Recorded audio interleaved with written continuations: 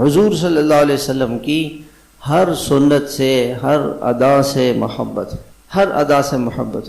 اور اسی طرح سے آپ کی محبت کا تقاضا یہ ہے کہ آدمی مدینہ منورہ کا سفر کرے. دنیا کے کتنے ملکوں کے لوگ سفر کرتے ہیں، کہاں کہاں جاتے ہیں. اللہ کرے کہ مدینہ پاک کی اس کا سفر بھی ہو، وہاں کی محبت بھی ہو.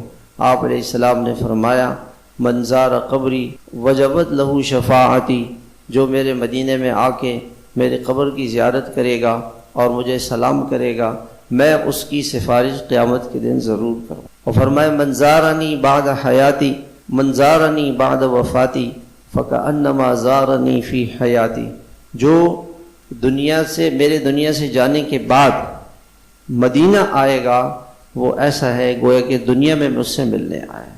اور آپ علیہ السلام تو اپنے قبر مبارک میں حیات ہیں، زندہ ہے.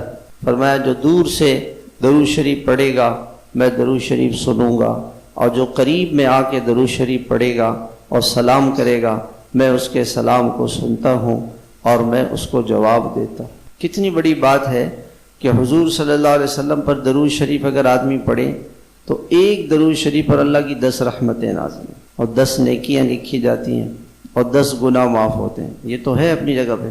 اور اس درود شریف کو فوراً فرشتہ لے جا کے پیش کرتا ہے کہ یا رسول اللہ آپ کے پاک دربار میں کراچی کے فلاں بن فلاں آدمی نے درود شریف کا ہدیہ پیش کیا ہے. اور جو شخص یہ چاہتا ہے کہ میرا نام پاک دربار میں لیا جائے تو وہ درود شریف پڑھے.